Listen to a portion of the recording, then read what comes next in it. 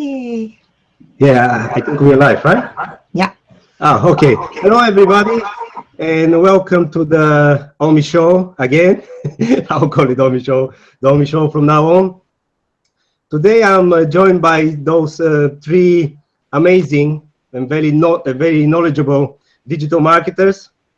I'll start with Zara Altair, a semantic search writer. Michael Stricker, in short, one of the best SEO and digital marketing speakers in the whole wide world. Thank you. And I mean, I don't really know where to start with Michael Stricker. He's so famous, and last but not least, but not last, Bill Hartzer, who is a very successful website and search engine marketing expert. He's been practicing SEO since 1996. Yeah, you heard me right, 1996. I was very, very young. I'm not going to do a full introduction of those three American dudes because they're way more famous and well-known than me. You can just Google them, if you don't mind me, guys. Not at all. So today we gathered to talk about the latest Google algorithm update. To talk about latest Google. I can hear my voice. Anyway, so on September 22nd, Google released their latest Penguin update called Penguin 4.0. We all know what the Penguin update is. Zero. I can hear it very cool. The Penguin update is zero. Bill, can you turn off your microphone, please? I'm going to mute myself for now. Okay, perfect. Okay, I'll take the note. So, let's start with Michael. Michael, like many SEOs, you know, for example, I'm an SEO, but I've never ever seen a Penguin penalty. I know what Penguin is, but I've never experienced it. Can you give us a brief history of what the Google Penguin algorithm is, please? Unmute yourself, please. Unmute myself. Yes, can you hear me now? I can hear you now. All right. So it's hard to believe that there are SEOs around who haven't been through Google Penguin, but it has been 2 years since their last update between Penguin 3.1 and 4.0. So a lot of time has elapsed. Google Penguin can be thought of as their link quality update. It has since evolved into part of the core algorithm, so it's running all of the time. But when it first was released by Google, the intention was that they were going to do what they could to eliminate web spam. And if you had a small website and you sold a particular item and you wanted to be at the top of the SERPs, you could build yourself a million links all across the web from other countries and from irrelevant websites, and using sidebar links and footer links and widgets and all kinds of techniques that were engineered to deliver page rank. They weren't engineered to deliver valuable traffic. They weren't engineered to deliver relevance.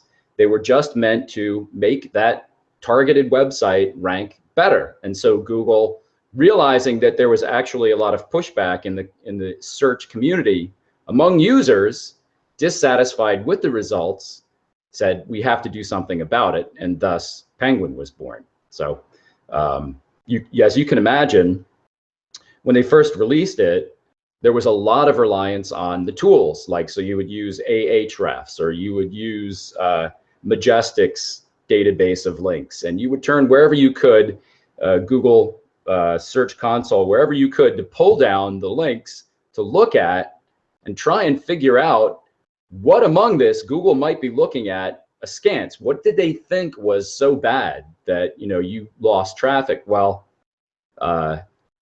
there were other things going on at the time as well. So people sometimes confuse Panda, which is largely content related, with Penguin. So you can't confuse the two. And you have to have a sense for what constitutes a low quality link. And this is what raised the conversation from quantity of links to quality of links. And so you had to really, really think about that. So.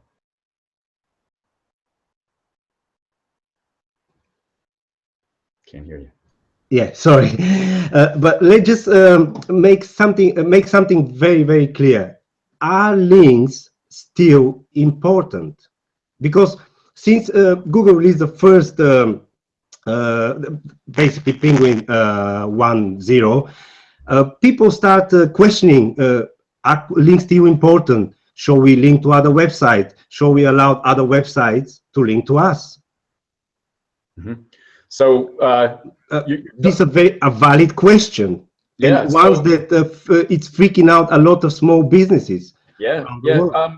During a recent hangout that you know, Google does their webmaster hangouts, and if you don't have the time to put into sitting through them, people get to pose their questions to Mueller and Ilyas and, you know, all these guys from Google. And sometimes you get a pretty good, pretty clear answer. So Anton Schulke, on his webinar series that you know very well, yes, he had the gentleman, the Googler he's actually based in Ireland, whose name escapes me now, darn it. But what he said during it was the clearest indication that I've heard in ages about what really is important to the algorithm.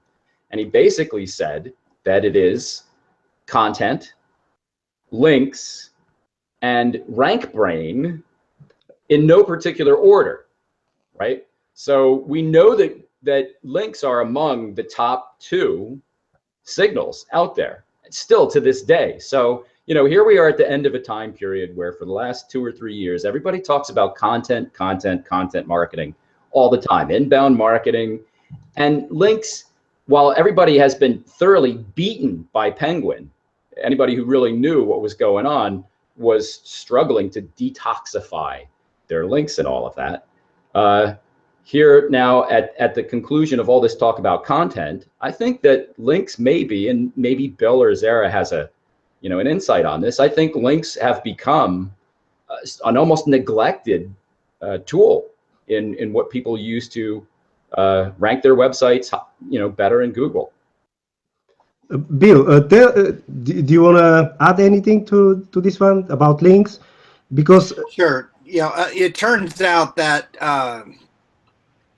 Google has, I believe it was Gary from Google who just within the past week or two, they did say that it is still extremely difficult to rank well in Google without links.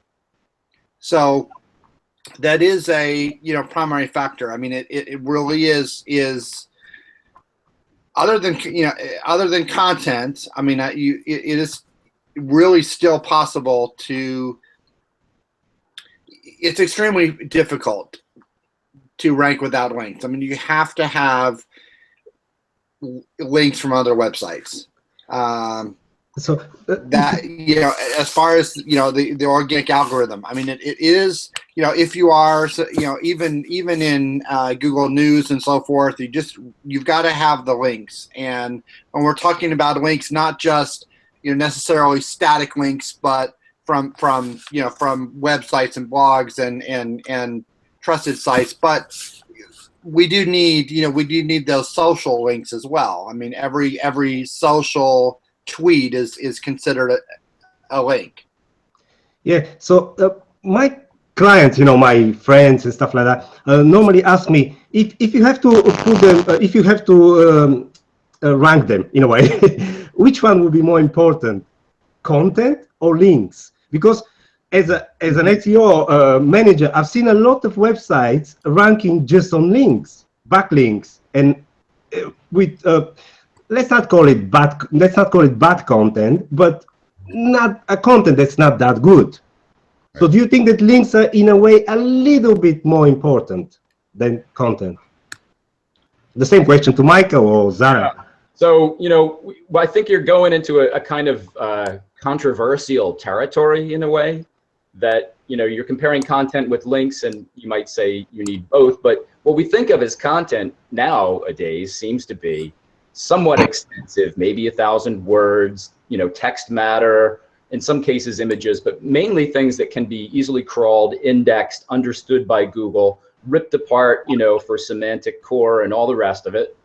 And its content is so much more than that. So once Google has a sense, like, let's say we're talking about an e-commerce site and their content is very thin and sparse and would, if it was ranking on that alone, it would rank very poorly. Yet they have the right product names and brand names of products on their site that Google very clearly understands, has done a great job of indexing, and Google is very happy to send traffic there because now Google is probably, people argue about this, people is applying user experience signals to the traffic. So I may have thin content, but I've got great products. People arrive on my site from search. They don't bounce away. They don't bounce back to search. Pogo sticking, as Rand Fishkin likes to call it.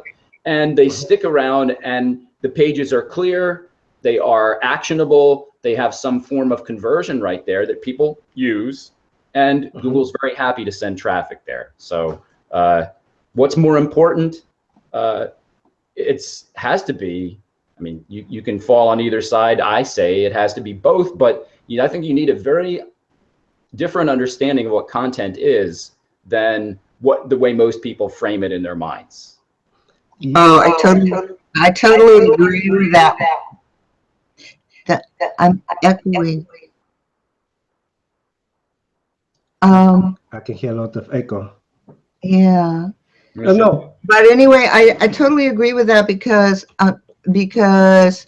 with content and user experience, I just worked with a business owner, and we pretty much together redesigned how the website would work according to his customer segments. He had several customer segments, and within each of those segments there were segments, but so, and links are really important. It's all that stuff about, you know, content. When you talk about RankBrain is learning all those associations within the text of the content. So if you're writing clearly and it doesn't matter if it's short or long, Google is understanding. And the more it understands, the more it understands, which I think is really exciting. And Omi and I talked about RankBrain. When was that, Omi? A while back. But you know, 2 months ago. Omi says you don't have to do anything; just keep doing everything that you've been doing. That's good, and I have to agree with that. But with links within content, I don't think it's an either or. I think it's both. You know, when you're creating content, you want to have links that are appropriate to what you are saying, and have it relate to, have those links relate to what you were saying in each piece. And that the best way to do that is for each piece of content, there's one focus theme. Yes, exactly. And then those links are going to be supporting that theme, whatever it is you're saying. So I don't think it's an either or situation, because you are looking at those 3 Google ranking factors. Yes, exactly. Before going to the next question, I just wanted to make a small announcement. Since I announced this hangout on LinkedIn, my LinkedIn followers send me so many questions. Looking at the list here, more than 50. So probably we're not going to be able to answer all of them in the 1 hour we've got. But I'm sure that if you contact me directly or Michael or Bill or Zara, they'll be more than happy to answer your questions directly, in person. So let's go to the main thing. Michael, tell us a little bit about this update that happened on 22nd of September.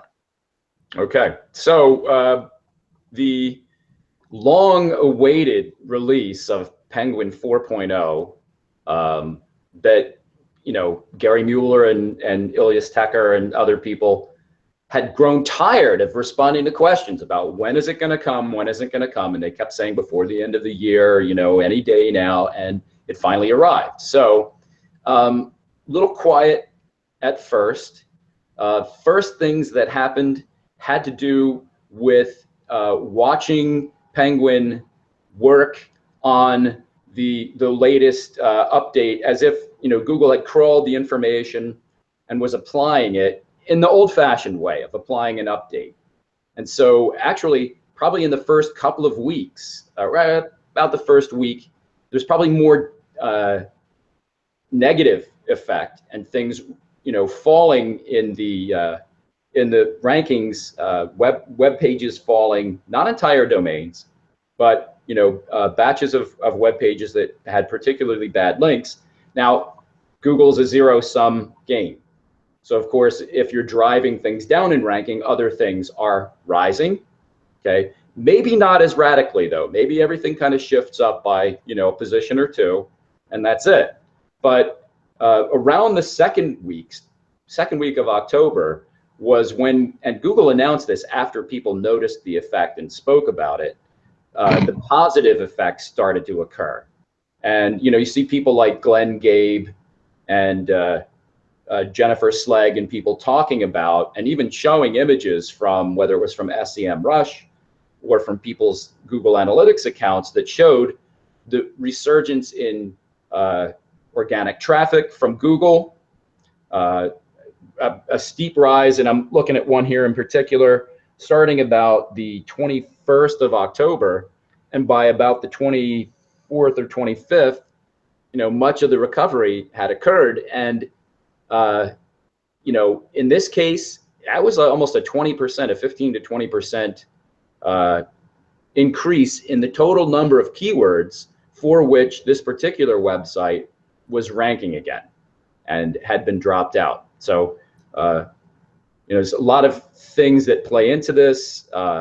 In the original Penguin strike, you might have experienced any number of positions lost for a particular keyword.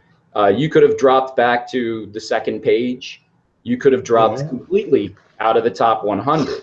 So that's to see these recoveries, to hear about them. I made some casual inquiries from people that, frankly, I used to work with and do lots of link profiling and lots of recovery. And to a soul, every one of them says that their effects have been positive. So that's good to hear. So are you saying something like Google have to literally recrawl the whole net, the whole internet, so and only then we're gonna see positive or negative changes? So yes. So what part of? I'm gonna have to. Somebody's gonna mute there. Maybe it's all right. I'm getting a little echo. All right. So what I'm saying is that the disavow file that a lot of people created to recover from Penguin, wherein you put the domains of all the sort of bad link sources that you had, the lousy directories and the free-for-all links and the link schemes and all of that, the disavow files that you filed, and you may have done this up to 2 years ago or even further back, Google then had to go and check through them and crawl those domains, and in some cases those precise URLs that you may have entered in there, in order to figure out, one, did those link sources still exist? They could have completely been taken down, abandoned. There's all kinds of things that could have happened. So that had to be verified. And then in addition to that, then there was this whole thing about incorporating Penguin into the core algorithm. Well, oh yeah, this would have been my next question, because I can see it here in the list. It's one of my top questions, basically. Many people ask me this. What do they mean by the new algorithm is part of the core Google algorithm? Right. So in the I'm sure there was another question. Sorry, and I was sure there was another question from another from somebody else on LinkedIn, where they were asking me, in a way, if we say that the new algorithm is part of the core algorithm now, are we talking about an update or a completely new set of a new algorithm, something like that? Right. I'm just trying to combine two questions into one. Right. So if I can just answer that, and then somebody else can jump in. It really is that in the past, and this is why people had to wait 2 years. It was an update, and the idea of an update is they have a specific crawl and then an action that they take on the database result that was Penguin. That's when the results occurred. They usually occurred in a compressed time frame after this specific crawl. Now, every time Google does its crawl and crawls your particular site, or especially the sites that are linking to you, right? Now it's going to take effect much more rapidly. If you're a big site and got lots of fresh content and Google's on your site crawling it several times a day, they could act that rapidly. If you're a site that is a blog, maybe you get out a post every week or two and you're only crawled like once a week, well, that's the frequency with which Penguin or any other of the core algorithms will act. Okay, I get it. So Bill, so how should we understand a real-time update? Why are we talking about first a real-time update and then a part of the core algorithm at the same time? Well, essentially, what Michael had said was that which is absolutely correct, which is that basically they had been running the regular algorithm updates and figure out everything, but then at a certain period of time they had to actually manually start this filter, which was Penguin, that they applied to the main database or the main set of search results. And so they previously had to do that manually. So now, can you explain for the viewers what is manually? Because I can't really imagine them going to, say, a website like Daily Mail and sure. checking every single link. No, it's essentially, so essentially they have a separate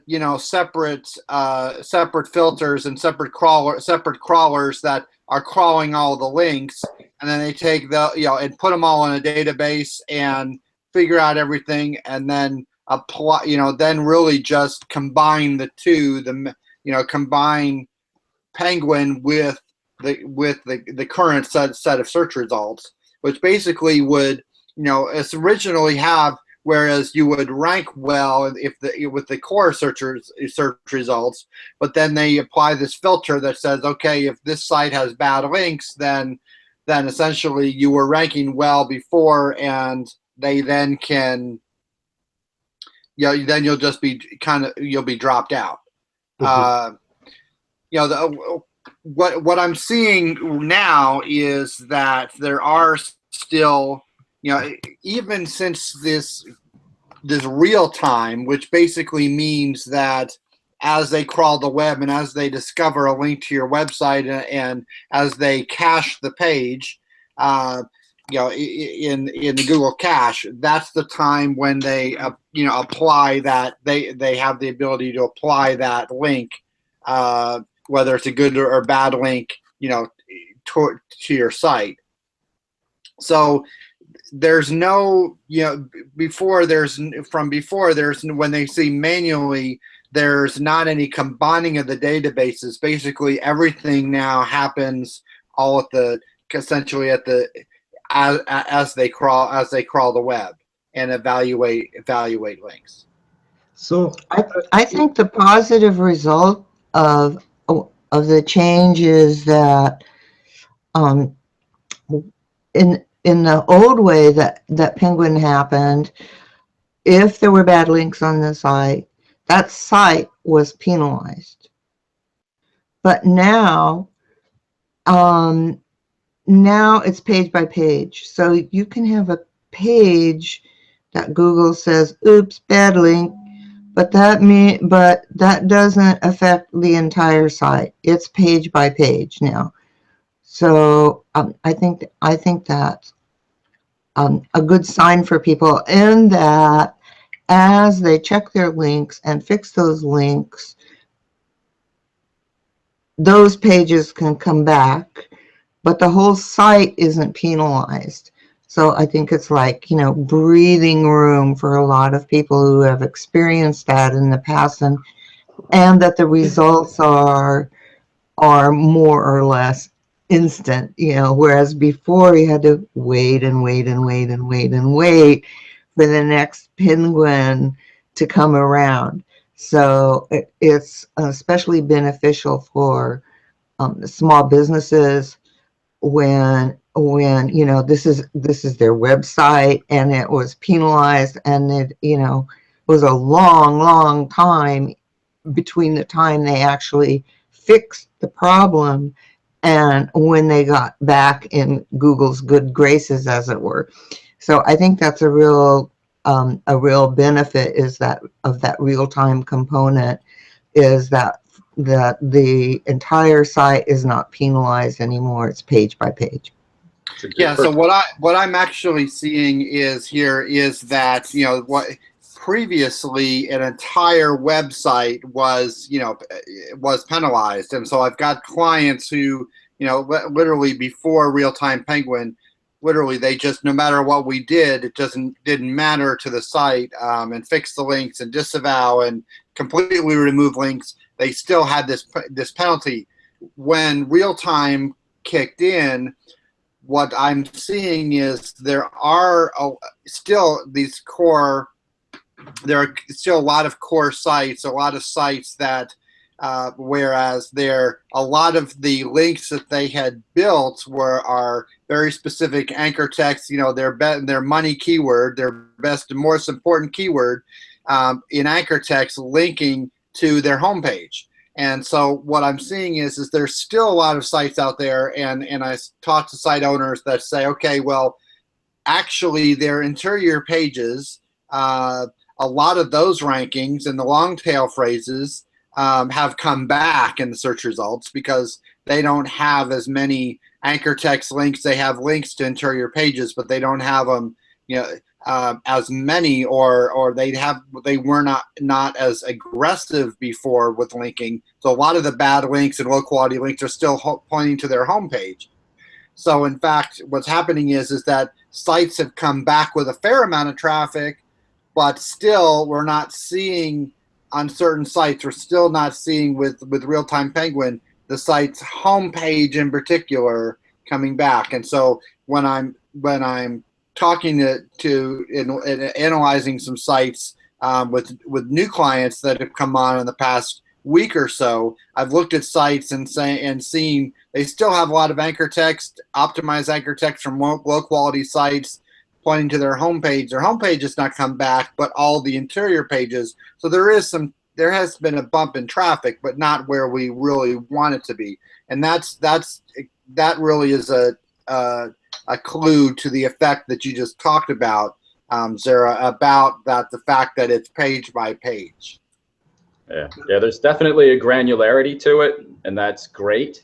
And there was another feature of that came out while Googler was, I think it was Mueller, was talking about this during a hangout, was that it's really a demotion. It's not a demotion of the site or the page to which the link points. It goes back to the origin. It goes back to the link source. And so if that link source or method of linking, overly engineered, if it's exact match anchor text like Bill is talking about, if it's overly engineered linking or just plain old bad irrelevant linking, then it will no longer deliver value. And this is something I think a lot of SEOs and merchants struggle with all of the time. It's not that it's a penalty any longer, right? We're being told that Penguin is really about just demolishing the value from the link. So it no longer helps. A bad link is not going to help. A good link will help. So, part of my takeaway from this, which I find very heartening, but, could be ruined overnight by a bunch of foolish SEOs, is that, you can build as many links as you want.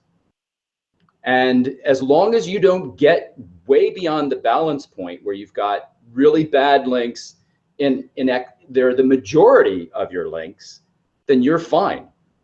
So, you have a balance, you have some really good, really relevant, high authority, useful links, and you're bringing the right traffic, but you could still be doing some not so best practice, not so, great link building just to swell the volume of links.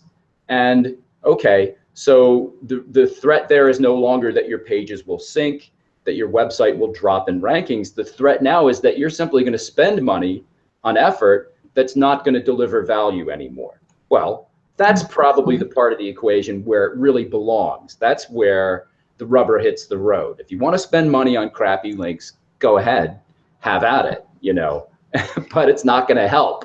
And I think that's great. It kind of, changes the equation, I think. Guys, I just wanted to say, because you already mentioned it, because one of the questions actually,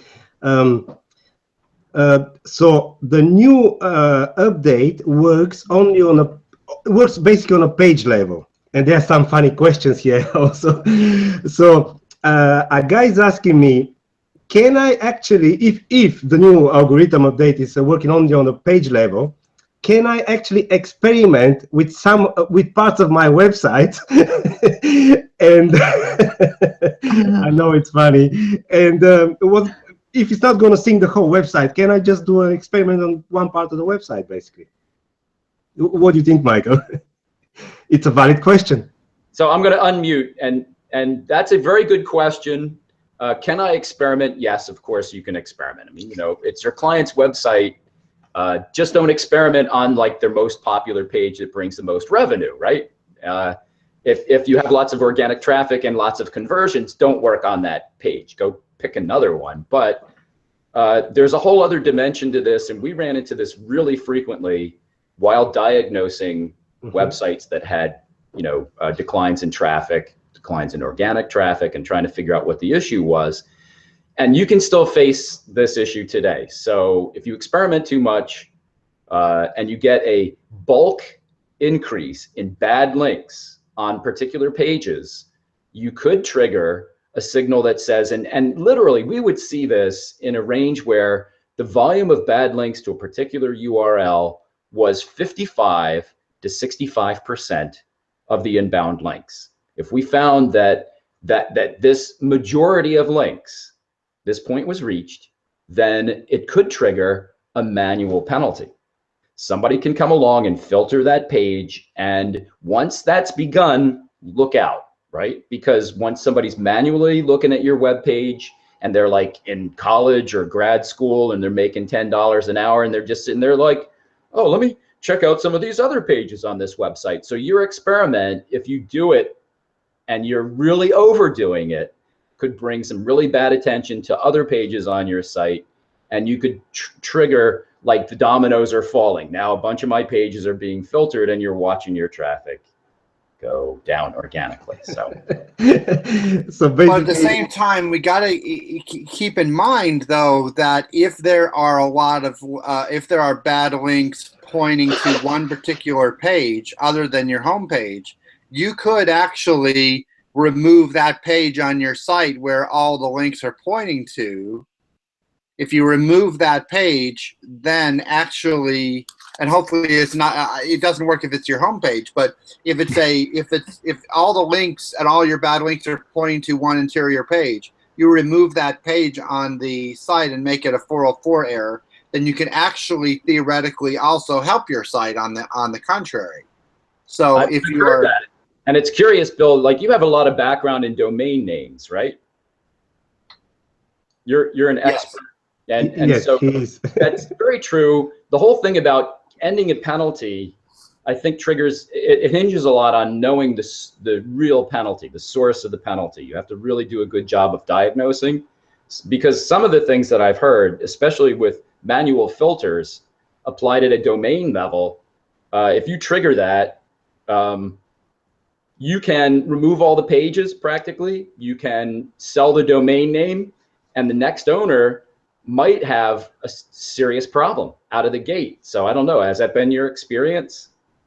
It has been. I mean, links stay with a domain from, even if bad links were built to a domain 10 years ago, and the domain has changed ownership, those links are still pointing to that domain. So you can definitely inherit, so I would definitely do due diligence if you're going to buy a domain.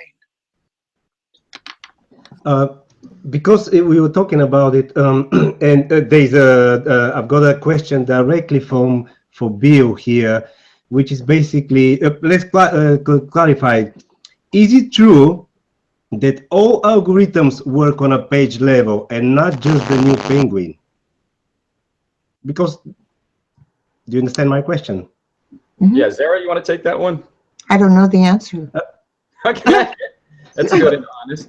So, I would jump these in. questions was actually whoever emailed me actually was a question directly to Bill, for Bill. Oh, there you go.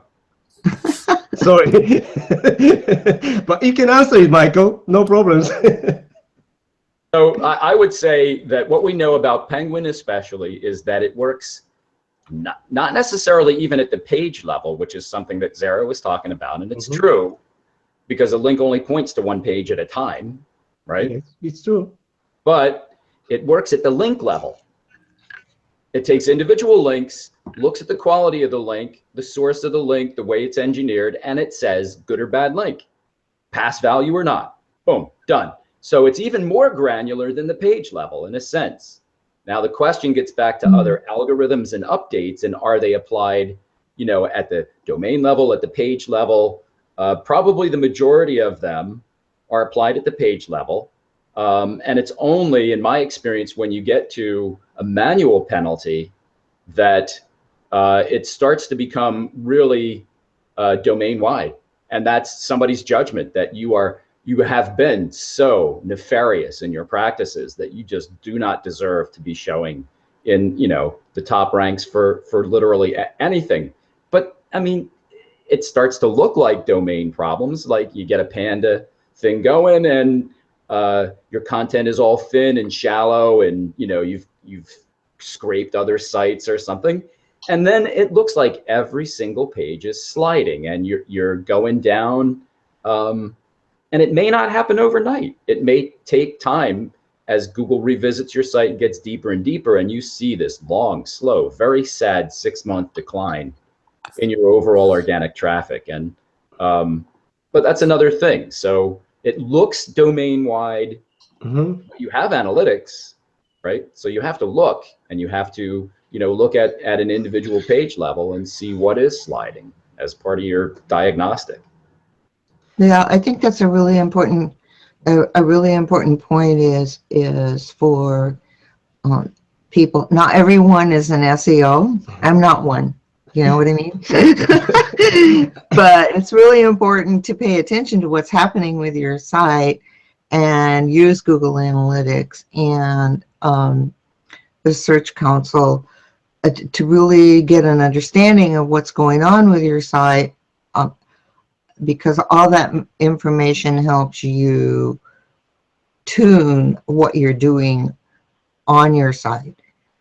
And I think a really important thing for people who create content is being able to take a look at the Google Analytics. If you're writing regularly for a particular business or something, to look at the Google Analytics, because there are also things that hurt, like broken links, and those can come from an array of things that happen. And if you've been writing for a site for a while, you can discover that, you know,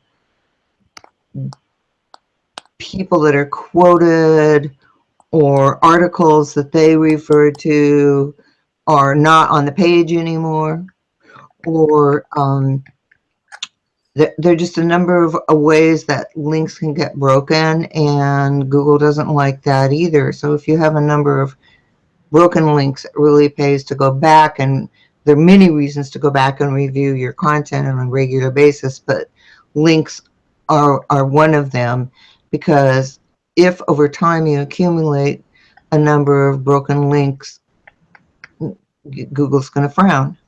Yeah, you hit on something really good there, Zara. That's even as a writer, knowing that there are, you know, inbound links and outbound links that could be really useful. You're linking to something really high authority.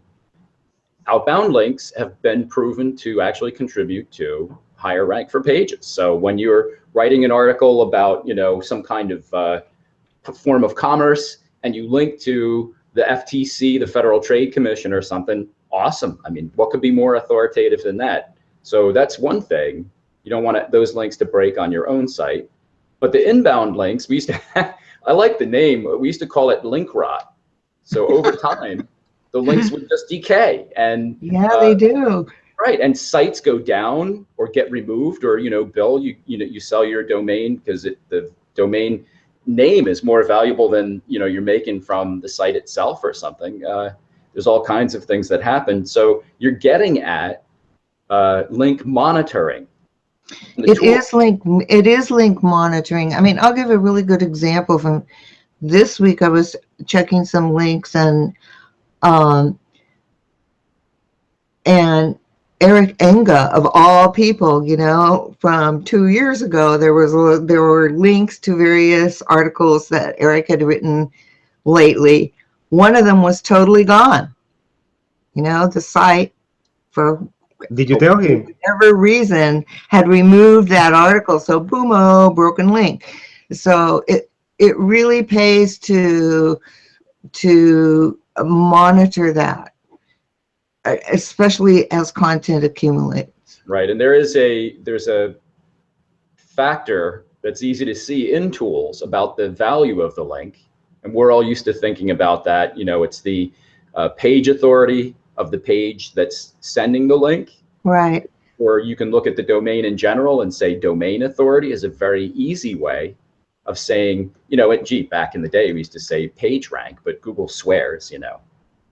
There's no real page rank. Don't think about it. We're not going to give you that number anymore. But knowing that will tell you the value of the link. Looking at the traffic through a particular link can be helpful as well. But even just in general, knowing the value of a link says, do I need to recreate that link? If I'm changing the URLs on my site, right? I'm rewriting URLs, or I'm moving sections of my site, or I'm migrating my domain name or something like that. Do I need to do what we call link reclamation? Well, you might have 500,000 links. Are you going to contact all of those link sources and say, hey, by the way, rewrite my link for me? Well, good luck with that. You know, come back in a couple of years.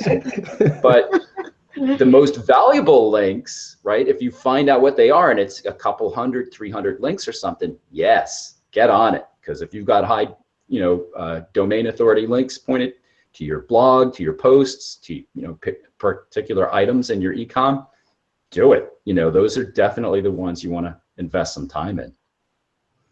I want to explain to people that I am not what people think of as an SEO. I don't mess with other people's websites, okay? But I think but the reason I got involved in thinking about SEO is I really believe it's important for people who write content for other people to know these things and be aware of them. Thank you very much. These people are your clients. You don't want to mess up their website because you're writing this hot copy. And it's really important to have this overview of what's going on behind the scenes with your content, which gives the writer, it's really an obligation to your client to be aware of these things, and if you're including links and all those things in your content, that you're doing it knowledgeably. Yes, I just received the email. Another question. This one is directed at Michael. I've disavowed 10% of my backlinks, but the penalty is still in place. What did I do wrong? So we would expect that you would have done a great disavowal, and there are posts already, easy to find, that, you know, like the 3 mistakes that you can make with your disavowal file. And, you know, maybe even Bill Hartzer might have written something like that. So it's easy to diagnose pretty much what your issues might be. Did you write the file correctly? Most of the time it's useful to disavow entire domains rather than individual links. I mean, you know, you might struggle with if you're doing this as an agency and you're trying to clear up somebody's Penguin issues, you might be forced by that client to work on individual links. And yes, you can build those into your disavowal file that you send to Google, but your quickest action is going to be put entire lousy domains or sources of bad links into the disavowal file, and en masse, you know, 60 or 600 bad links from that particular domain will no longer count against you in Google's mind. So go ahead and do that. If you haven't seen any positive result from, you know, by now, you know, we're into November now. If you haven't seen a positive result, consider that it's really not a Penguin issue, that it's not necessarily a link issue. So there's lots of other sources of manual filters. If you've been suffering for 2 years, you could have started 2 years ago with assuming that it was Penguin, and now, you know, maybe there was something else going on. So was it a Panda issue? Was it, you know, was it part of some kind of, you know, a local kind of thing? There's a million different ways that Google is going to try and, you know, get everybody to toe the line, you know, be a quality website and only show good stuff and not try to spam the index. And so in that case, you would want to have an expert, you know, maybe a Bill Hartzer, you know, I might do it, or an SEO agency, Sido. You know, you could look at the site and there you go. Oh, Thanks. Here's your problem, you know. So, you know, reach out a little bit, go beyond. The greatest thing, and, you know, I think Zara probably would bear this out, the SEO community is a bunch of people united by the idea that organic traffic is very important. Google can be a friend, you know, can deliver a lot of traffic. It's not the only source, but SEOs help each other out because nobody knows the algorithm. Nobody knows really 100, you know, I know all 200 of the factors that, you know, no, nobody knows that. It's only when we talk to each other that we help each other. And I think a lot of SEOs really get that. All of us are smarter than any one of us. And, you know, reach out to other SEOs. So, so from Well, what I'd like to add, can I add? go. Make sure that, you know, we have disavow and so forth, but, you know, there's 2 factors. I mean, in order for a link, you know, you can disavow a link, but in order for that to be counted, Google has to crawl that link again. So those 10% that he mentioned, you know, considering, you know, it could be that Google just has not crawled those links again or yet, or they may not have be allowed to crawl. You know, so the site actually, you know, the links could be there and Google could not be allowed to crawl because there's a robots.txt on the site that's actually linking to you. They're not able to crawl, so they can't see whether that, you know, whether the link is there or not. Stuck in a loop. That's a good point, definitely. And, you know, so just the other thing is that just disavow is good, but when it comes to a manual penalty, you know, or if it is a manual penalty and the person asking the question didn't say whether it's a manual penalty or whether it's not, you know, it's just a Penguin penalty. But the next step actually is disavow. Just go out and get the links removed completely. And you know, use a root. You know, either manually do it, look up the whois and of the domain name, and reach out, you know, to the site, the owner, and just harass them by email until they tell you to go away, or they remove the link, or tell you that it's going to cost $50 for you to get the link removed, or just or use remove, you know, rmoov.com, which I use a lot to get those links removed. Right. So it's not just disavow, it's you got to get them removed. Yeah. So Google says, the reason I'm holding up my finger is not because I want to interrupt you, but that you said that very important thing, which was part of a good, you know, link detoxification. It was part of a good Penguin recovery, was obeying Google's wish, their desire that you first try to get the bad links removed. So why? So they don't ever have to crawl that lousy link again. I mean, that's nice and tidy for them. So do it first. But so many SEOs and so many web managers, you know, said, why would I waste my time emailing somebody 3 times trying to get a link taken down, only to have them turn around and tell me, oh, I'll take that link down for $50, right? Now I'm going to pay to have a link removed? I mean, come on, you built it for free. Now I'm over a barrel and you're going to charge me. I mean, that was pretty bad, but that happened a lot. So people said, well, I'm just not going to bother with that. I've discovered through experimentation that I can just build my disavow file, skip that first step, which was to have the link removed, right? And still get an effect from Google. Well, now Bill comes back to the point. There's a good reason why. You kill the links if you can, and you know, there's lots of outreach programs that will let you send a series of emails, each one more pleading and desperate than the last. Please remove that link, you're killing me.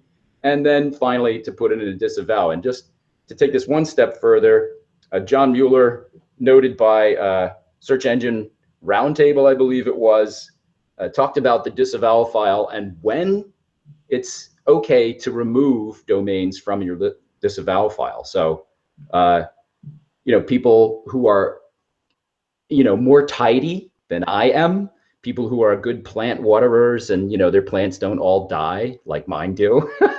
People are ready to go back and clean up that disavow file and take things out of it that they don't need anymore. So part of the question was, when can I take those links out of my disavow file? And so John Mueller says, if you cleaned up the links and they've been reprocessed, in other words, you know, recrawled, and they don't exist anymore, they simply aren't there, then you can remove those URLs from the disavow file.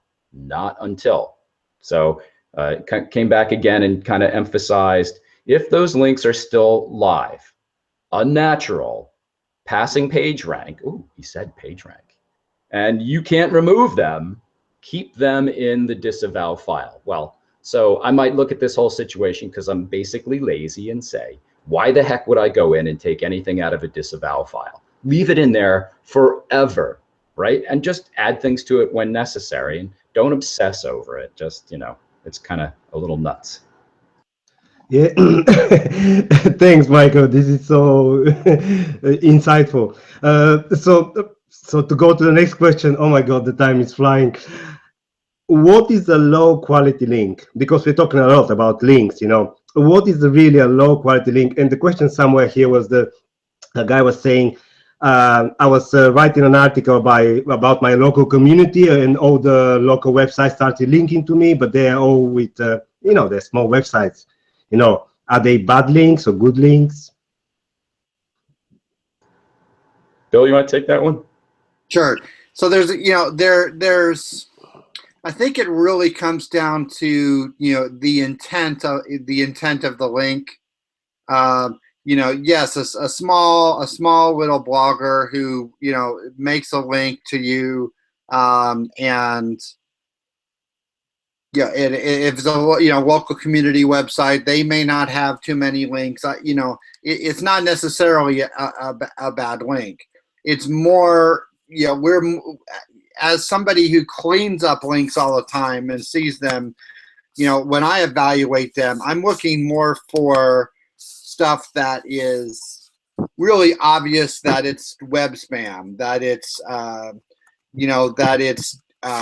that it's link exchange networks. It's onewaylinks.com, where you pay X amount of dollars, and they put your link, you link to one network, and all these other networks link to you, and it's the article directories, it's the it's more of the more traditional web spam. It's in a lot of cases it is hard to spot, but typically if you did the link and you paid for the link, or you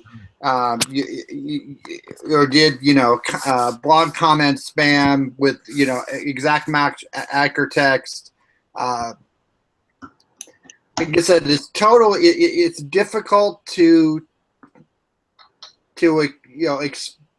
look at and explain without actually saying, okay, this is a good link or bad link. You probably would know it if the list goes on and on, right? I mean, Yes. it has to do with the domain. So like Bill's saying, you see those lousy domain names are like linkfree, .com or something like that. As soon as you see them, you're like, I'm killing all those links. So the link sources, the lousy, and these things are still out there. The directories where you would go, and my company name starts with a B, so I go to the B part of this directory and I create a link to myself. Nobody goes to those sites. Nobody uses those links. It's a ghost town. Why would you even do that? So anything that's like free for all directory USA, whatever, that's not going to help you. A lot of links are built through personal profiles, and so even authors such as Zara, not Zara, but such as Zara, could be building out, there's lots of websites where you can build out an author profile, and you would build a link to yourself, to your own website, or to a client's website or something, or dozens of clients' websites. And so profile links became devalued. It was just like another source of spam. Now, the better domains, of course, still have value, but there's a lot of junk out there. Links, as Bill said, exact match anchor text, bad. Placement of links. So if your links are occurring on every single page of a domain, then that's bad, right? Because every single page on that website can't be relevant to what it's linking to. It can't be relevant to you. So if you have a sidebar link on a blog and it keeps coming back to your site, then Google's going to say, no, maybe one of these links is valuable, but not all of them. Or if you have links in a footer and coming back to you, there's another source of bad link practice. There was an issue where design studios that built websites, or even like people who had built WordPress templates, had links back to themselves to say, this template by so-and-so. Well, that web template by so-and-so link occurred on like 60,000 web pages across the web. And part of the initial Penguin strike, and they got it removed, was to say, this can't be relevant. Not only that, but it killed the template makers' traffic completely. So, that was something that had to be taken back sort of by Google. There's all kinds of different ways. If you have a bulk onset of links, you started a contract, your contractor builds you 5,000 links on the 29th of every month, right? Google sees this and goes, something's going on. And so whether it's actually Penguin or whether it's a manual thing, that's a big wide open signal. And that brings up negative SEO, and that's another topic for another day. But there are lots and lots of signals. Lots of SEOs kind of who have gone through this in the past know what a lot of these signals are. Look around, find out what they are, find a veteran, you know, who's been through it, and they can probably help. Another question for Bill. Bill, can you hear me? Yeah, you can hear me, right? Yes. Yeah. How to run a Penguin audit? What is your favorite tool? And this is the same question to Michael. Zara, if you're using any tools. Sure. So what I like to do is make sure that you just find all of the links, and just the nature of the web now and crawling and is that to use Microsoft Excel and just use all of the tools available from Open Site Explorer to SEM. You can go links from SEMrush, from Majestic, from your own Google Search Console links, and essentially and Ahrefs, and combine them into one spreadsheet, and then remove the duplicates and so forth. You can crawl them yourself. You can use Screaming Frog or something like that, and crawl to see which of those pages are still exist and so forth. But there are tools. You can then take all those links and aggregate them into link research tools. Run a link detox. You can literally just once you have that list in Microsoft Excel, just go through the list. A lot of cases you can just look at the URL and say, okay, this is a good domain, and I was going through a list this morning, a local business, and anything that says yahoo.com I know is their local business listing on Yahoo, so it's probably okay. I don't even need to look at the link. Other ones that say /links.html, or any URL that says /resource2.html, or some of these, and you can typically spot the links by just looking through the URLs of which ones that are good and bad. But again, there's some, so it's kind of a combination of getting all the links from all sorts of different sources, and then putting them into one place where you can deal with them and start looking through them. Yeah, manually filtering. That was a great list of tools, definitely, Bill. I think you pretty much hit on all the ones that I've ever used. It kind of brings up like another factor, which is, okay, resolving link problems is one thing, but link building, seeking great link sources, you might be looking at the same tools. And there's this important thing that somebody brought up to me, and I'm not the genius here. Somebody said this to me at a show. They're like, oh, did you know, let's say Ahrefs has like 10.6 trillion links in their database. It's amazing. And they crawl them over and over, which is like a massive amount of crawling. But a lot of those links in their database that you're looking at, maybe for purposes of building links, are already disavowed by other people. And you have no way of knowing, right? So these links may have no value. You have to be able to evaluate this yourself before you go outreaching and trying to get links built. So a lot of like what Bill is saying is, ability to quickly, manually, to use his word, visually filter that and figure out what's a good link source. Or consider it this way. You've got Majestic, you've got Ahrefs, maybe they're out there getting every single link on the web and throwing it in the database, disavowed or not.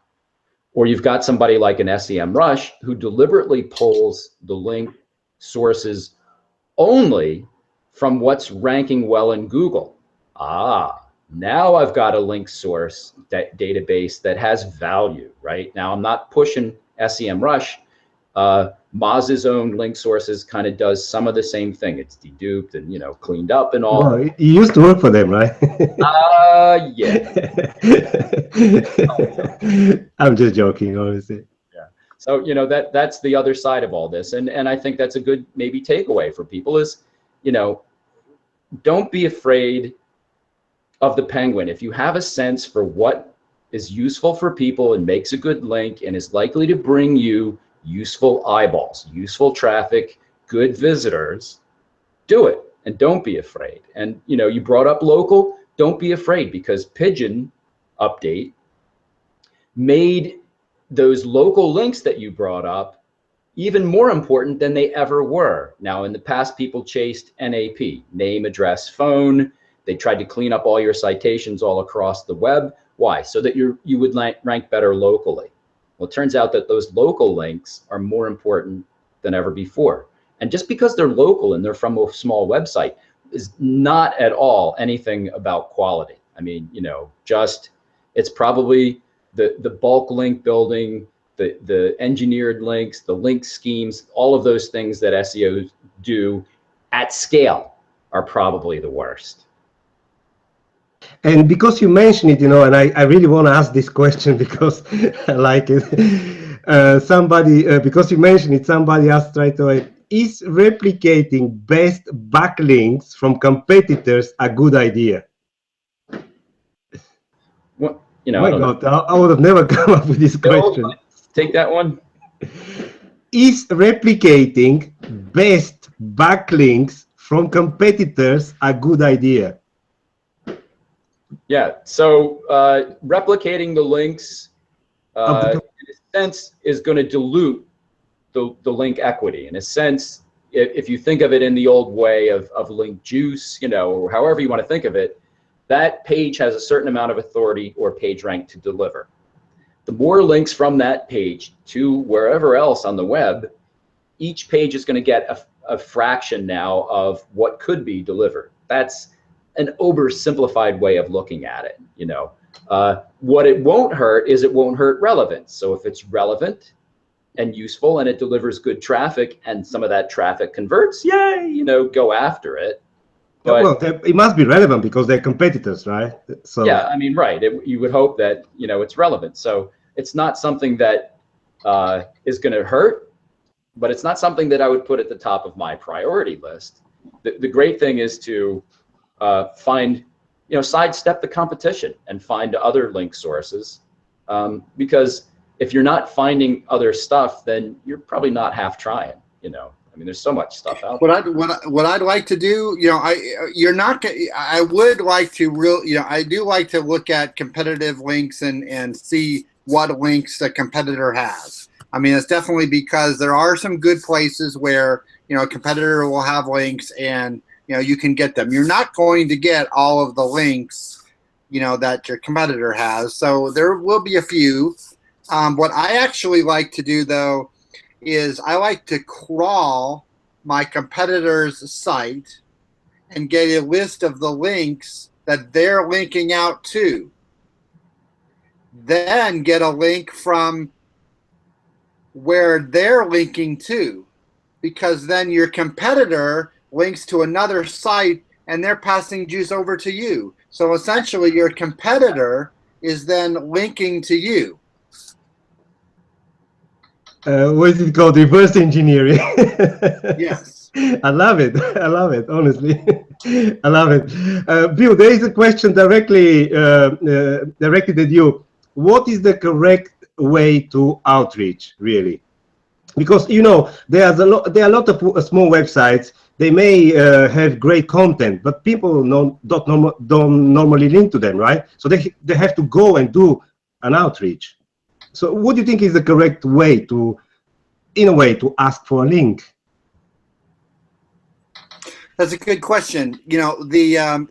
Really what I like to say in the way, the way I can do it is the more personalized message you can, to contact that person, you need to prove to that other website that you actually looked at their, at their website. I mean, you could, there are ways to, to write a generic email and ask, 100 websites for a link. But when it comes to the quality ones, it is, making a relationship and you know, actually looking and viewing their website. If it's a blog, then, you know, looking at some blog posts, mentioning a blog post in particular, asking them a question. It's more about the relationship and personalizing that message rather than just, you know, sending out 100 or even 1,000 outreach emails. You know, it's about building that relationship, and if you keep that in mind when you're doing your outreach, then that's going to be, you know, long term. You know, I have had cases where, you know, one of my blogs, I went ahead and offered to, you know, made some comments and started to build a relationship with another blogger, and was able to. It turned into a little conversation. Couple emails later, and, you know, I offered to write a blog for his blog, and he wrote an article for my blog. And so there are, you know, outreach needs to happen when it comes in the sense of relationships, and not just by email, but by, you know, connecting with people on Twitter, you know, on Facebook, any other way that you know, LinkedIn, any other way that you have to do that connection. Yeah. So the old style of, you know, yeah, sending out 1,000 emails to, you know, all the food bloggers to get them to write about your new restaurant,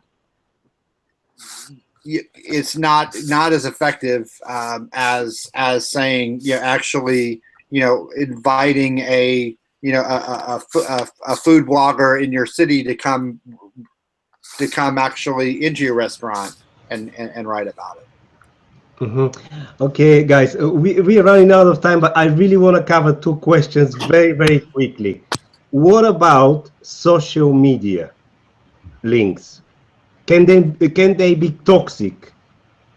So if I can take that first part of that, I have a friend who jumps down my throat every time I talk about social media, because he swears that it has no direct value for purposes of SEO, that those links from the social networks are all no follow links, and therefore they don't really drive page rank. And in that greatest sense of direct, he's right. It's not of direct value, but they have all those indirect values that has to do with bringing traffic, the traffic sticking around, building trust. People come back and revisit your site. They go back to Google later. They look up your domain in Google, and you get a navigational search on your brand name, and people end up on your site, and you get good UX signals going back to Google.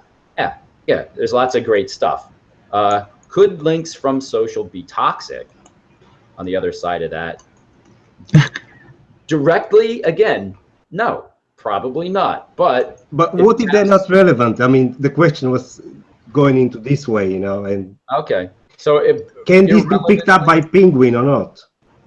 You know, social links being no followed are very unlikely to even be considered by Google. And, you know, I'd have to go, yeah, I'd just have to say, don't sweat it. You know, you probably are more likely to have reputation issues, you know, people saying bad things about you in social or whatever, than you are to have issues with social links. So I have actually, you know, so regardless of no follow, I have actually seen a #1 phrase or one page rank #1 in Google for a fairly competitive phrase, and it only has links from Twitter, and that's the only, you know, it has 16,000 retweets, but they're all no follow. But at the same time, you know, it is ranking, and it only has you know, Twitter no follow links to it. So I think there are times when, you know, Google ignores no follow, and times when they, you know, they are very specific with it. So it just depends. You'd have to say maybe it's a quality deserves freshness kind of thing. And everybody expects social traffic to be very spiky and quick onset and having to do with emerging trends and things like that. And so something that comes on strong, and Google's very interested in delivering fresh news, sports, scores, prices, things like that, this kind of stuff, yeah, even though they'll swear they're not paying attention to the social signals, it doesn't affect rank. Yeah, it's going to, because who could ignore 250,000 visits to something? Google can't afford to do that. So yeah, it's definitely part of it. And I did see that same test that you're talking about. So talking about links, talking about social links, talking about making sure that Google actually crawls something. I saw the experiment where a guy just tweeted about it, built a new page and tweeted about it, and sure enough, didn't the crawler from Google show up on that page? No other way, no links internally from the site, just that tweet. So Google's paying some attention there, just question of how much, I guess. Mm-hmm. And this is going to be really my last question. Question coming from William Rock. We all know William Rock. How do you think the new algorithm will affect companies in a long term? Is it going to affect companies in any way? Why don't we take this one in turn? Bill, you want to start? Yeah, this is going to be my last question. Do you think that people are going to change their habits of building links, or do you think anything going to change, or they're just going to ignore it again? No, I think it's positive. I think it gives us a lot more tools to be able to actually be more thorough. And when we do have links, we can clean them up quickly and efficiently. When it does come to there have been a lot of frustration. I have had clients who have really virtually given up after being penalized for 2 or 3 years and closed their businesses just because of Google Penguin. Now I think it does have a big impact, and I think that finally getting to the point where we have real-time Penguin and into the core algorithm like they have. I mean, I think we're at a good point now. Michael? So, yeah, absolutely. I think that, like so many things, having been through the experience of the first onslaught of Penguin, I would have to say that, there's a reason why Penguin was invented by Google. The fact that it has become part of the core algorithm makes faster action for people, and so SEOs can experiment more and can correct issues, using disavow. So it becomes much more fluid. Thinking about that says to me, people like Page One Power and people who build their businesses on building links in the best possible way, things could take off for them, because I think a lot of the risk has gone out of it.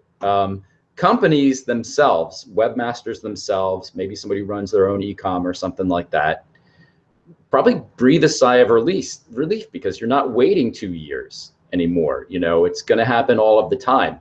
In the back of my mind, I'm saying 2 things. One, that there's people out there, very eager to get ahead and make lots of money and build tons of links. And so some of the old practices may come back, some new ones may be invented. There's a lot of automation that can be done now. There's a lot of, I don't want to say artificial intelligence, but machine learning that can be applied. And there's there's the idea of injected attacks that are happening in WordPress and other places. So there's a lot of nefarious practices still.